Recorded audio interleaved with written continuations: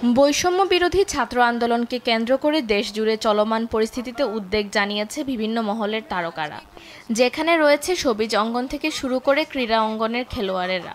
শুধু দেশের তারকা শিল্পীরাই যে আন্দোলন নিয়ে কথা বলেছেন এমনও নয়, বহির্বিশ্বে অনেকেই বাংলাদেশের পরিস্থিতি নিয়ে মুখ খুলেছেন, শিক্ষার্থীদের পাশে দাঁড়ানোর চেষ্টা করেছেন। এই তালিকায় কলকাতার অঞ্জন দত্ত, কবির সুমন সহ আরও অনেকেই সরব হয়েছেন।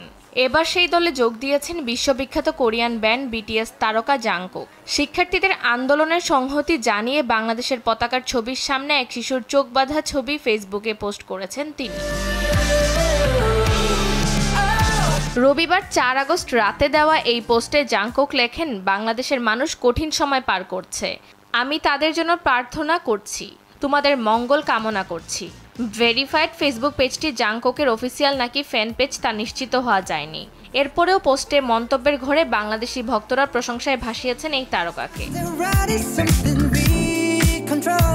বাংলাদেশের তরুণদের মধ্যে বিটিএস দারুণ জনপ্রিয়, আলাদাভাবে জাংকুকের পরিচিতিও রয়েছে বেশ। গেল জুনে জাংকুকের একক গান নেভার লেট গো প্রকাশ্যে এসেছে। গানটি বিটিএস এর অনুরাগীদের উৎসর্গ করা হয়েছে। এর আগে 2023 সালে জাংকুকের প্রথম একক অ্যালবাম গোল্ডেন প্রকাশ করা হয়। এটি বিলবোর্ডের সেরা 200 অ্যালবামের তালিকায় দ্বিতীয় অবস্থানে ছিল।